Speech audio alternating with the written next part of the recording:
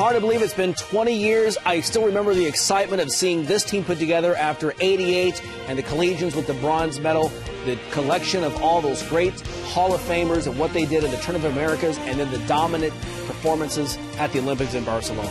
Yeah, the great documentary obviously we saw during, during the finals was another reminder, not only that it's been 20 years, but just how great that collection of superstars was. I saw Chris Mullin on the floor last night when I'm leaving the Thomas & Mack Center in Las Vegas. You look at him and you think back to what they did. It's just hard to fathom any team ever being as dominant as they have been, and they were in that competition. Yeah, and now we have the question this week. Someone asked Kobe Bryant, and you were there in Vegas, okay, could you beat the Dream Team? And he says the 2012 team, yeah, we could beat those guys. That was a regardless of what you think, that team was very special, and the likes of which we'll never see again. No, and LeBron James had a great comment about it afterwards, because somebody asked him about it, of course, in the mix zone, and LeBron gave us that look like, what do you want me to say we'd lose? There's a competitor in all these guys that's going to say, yeah, we could handle them. And you expect that. And then you run down the list of stars, and it's tough to believe. Yeah, Charles, this is what he said. He said, I just started laughing. How old is Kobe Bryant? He's 34, and he's calling us old? At the time, we were only like 28, 29. Michael Jordan and me were the same age. We were both 29. Other than Kobe, LeBron, and Kevin Durant, I don't think anybody else on that team makes our team. Yeah, you start, if we have fantasy training camp, with all of the Team USA rosters over the years, that's a tough team to make. Yeah. We're talking about Hall of Famers. They had 11 Hall of Famers, and Christian Laettner, who at the time was considered by most people one of the 2 or 3 greatest college players ever. That's a tough squad to make. I will say this, though. If all things are equal and you put these guys at their peaks, then we have an argument. Then maybe we have an interesting game.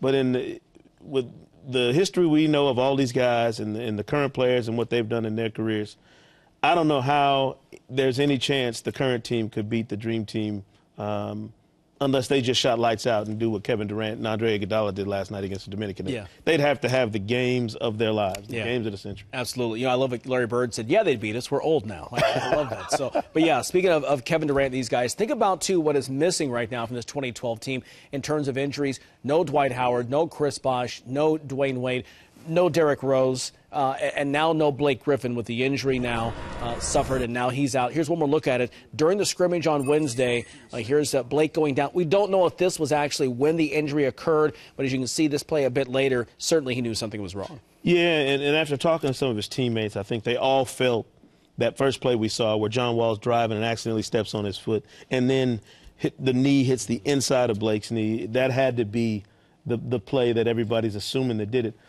The scary thing for the Clippers, and I think for a lot of other people, is you've heard this grumbling from owners about they don't want their superstar players in this competition because these guys are, let's face it, these are $100 million sometimes investments, these players in their NBA contracts. So you get worried that, if they go in international competition and struggle, get hurt, or something catastrophic happens, the responsibility, the onus for that really is on their team, their NBA team.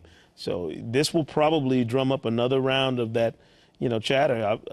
I haven't seen Mark Cuban's Twitter feed lately, but I would imagine he'll have an opinion about it.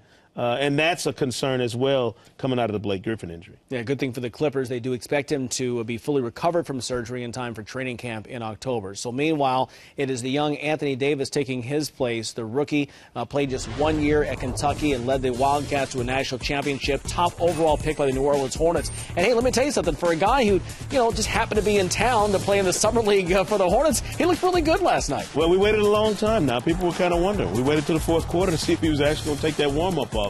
And the cool part about it was seeing the way all of his teammates interacted with him, and then seeing the way that John Calipari interacted with him. Calipari said after the game, hey, had I known you could make threes, I'd have let you shoot a few more at Kentucky. But, Anthony Davis is a guy who you wondered, would he have the strength?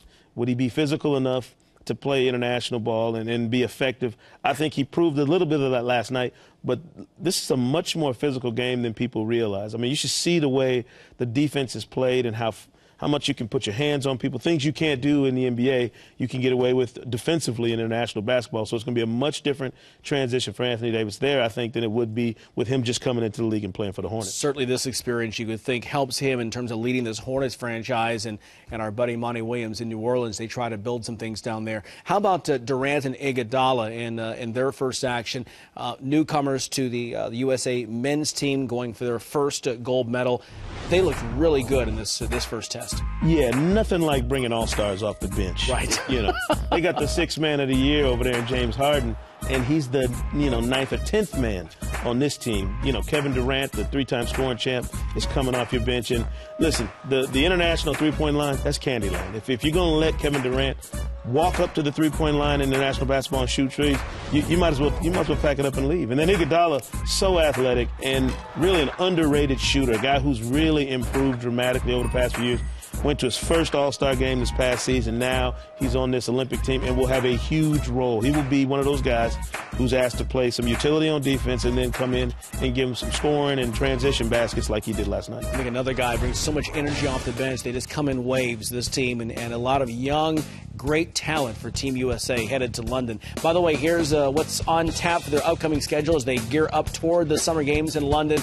Brazil, their next test. That's coming up Monday in Washington, D.C. And then Great Britain as they head overseas. And then Argentina and Spain, a couple of really tough tests, but they're going to kind of see what they're made of with those two exhibitions. No question. And they're going to face some teams with bigger front lines.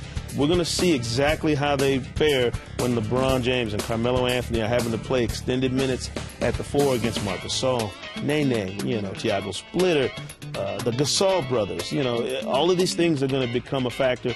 We'll get a chance to see how they adjust to it, how they play through those things before they even get to London and take on the Olympic competition. USA basketball, always fun to watch this time of year. Well, stay with us more on Game Time. Hey, it's the Vegas Summer League that's tipping off for the first time. Young Bradley Beal, the young star out of Florida, showing his stuff as the Wizards take on the Hawks. That's next on Game Time.